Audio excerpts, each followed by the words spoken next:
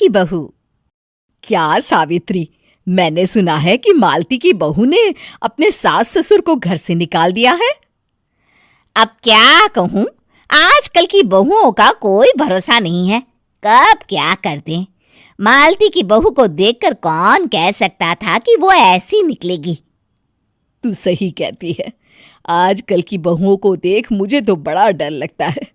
कहीं मेरी बहू भी ऐसी निकल गई तो। नहीं, मैं तो गांव की सीधी सादी लड़की से अपने बेटे की शादी करवाऊंगी। इस तरह एक दिन गायत्री अपने बेटे की शादी गांव में रहने वाली मीना नाम की लड़की से करवा देती है। ये लीजिए माँ जी, आपके लिए गर्मा गर्म नाश्ता और चाय। अरे वाह बहू, सच कह रही हूँ, जब से तू इस घर में आई है मुझे तो बड़ा आराम है। तेरे जैसी बहू तो किस्मत वालों को मिलती है। का माँ जी, अब इतनी भी तारीफ मत करिए ना। धीरे धीरे मीना गायत्री की चहेती बन जाती है और मीना भी गायत्री को कभी शिकायत का मौका नहीं देती थी। फिर एक दिन, ये ले बहू, आज मैं बाजार से तेरे लिए साड़ी लाई हूं। साड़ी देखते ही मीना का मुंह लटक जाता है। का माँ जी, ये भी कोई साड़ी है? ना, मुझे तो बिल्कुल पसंद नहीं आई। अरे लाना ही था तो कोई अच्छी महंगी वाली साड़ी ले आती मेरे लिए। आप तो ये सस्ती साड़ी उठा लाई। मुझे नहीं ना चाहिए आपकी ये साड़ी, आप ही पहनिए इसे। अरे ये क्या बहू, तू तो आजकल कुछ ज्यादा ही नखरे दिखा रही है।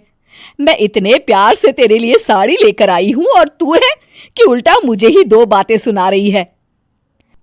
अरे माँ जी, आप अपने लिए तो बड़ी डिजाइनदार और महंगी महंगी साड़ियां खरीदती हैं और मेरे लिए ये सस्ती साड़ी ले आई।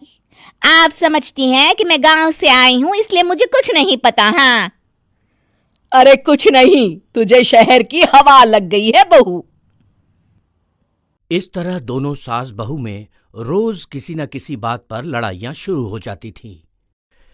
एक दिन गायत्री अपनी कुछ सहेलियों को अपने घर चाय पर बुलाती है। अरे बहू, मेरी सहेलियों के लिए बढ़िया चाय नाश्ता तो बना दे। अरे माँ जी, अभी ना मेरे पास बिल्कुल भी समय नहीं है। मुझे ब्यूटी पार्लर जाना है।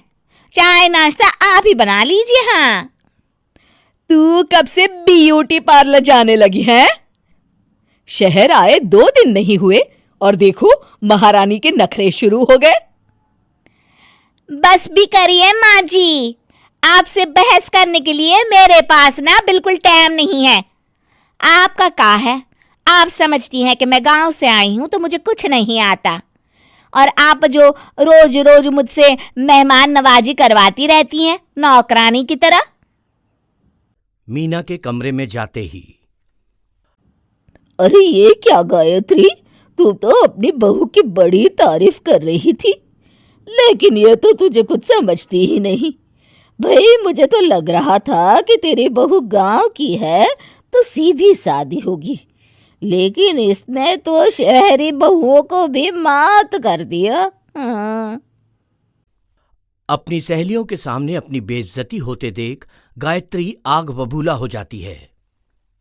अरे क्या शहर और क्या गांव, मेरी तो किस्मत ही फूटी थी जो मैं इसे बहू बना के ले आई। भगवान जाने आगे और क्या क्या करेगी। अब तो मुझे कुछ ठीक नहीं लगता। तू जरा संभल के रहना, कहीं मालती की तरह तेरा भी हाल बेहाल ना हो जाए। अच्छा, अब हम चलते हैं।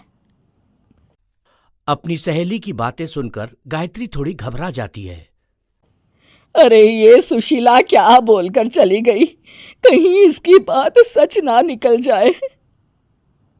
दूसरी तरफ मीना सारी बातें सुन लेती है। अगले दिन से गायत्री अपनी बहू से कोई काम करवाने से पहले 10 बार सोचती थी। ज्यादातर काम वो खुद ही कर लेती थी। अचानक अपनी सास में आए इस बदलाव को देख मीना, लाइए ना माँ जी, मैं कर देती हूँ ना काम। एक बात पूछूं माँ जी, आजकल ना आप बड़ी चुप चुप सी रहती हैं और अब मुझसे झगड़ना तो दूर, मुझसे खुल के बात तक नहीं करती आप। कुछ नहीं बहू, ऐसे ही। मीना अपनी सास की मंशा भांप जाती है और मुस्कुराते हुए कहती है, अरे माँ जी, चिंता मत करिए, मैं आपको घर से नहीं ना निकालने वाली। ये डर आप अपने मन से निकाल दीजिए।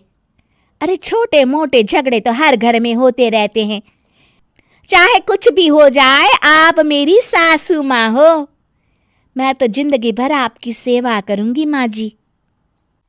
अपनी बहू की बातें सुन गायत्री को एक प्रकार का संतोष होता है और उसकी सारी चिंताएं दूर हो जाती है।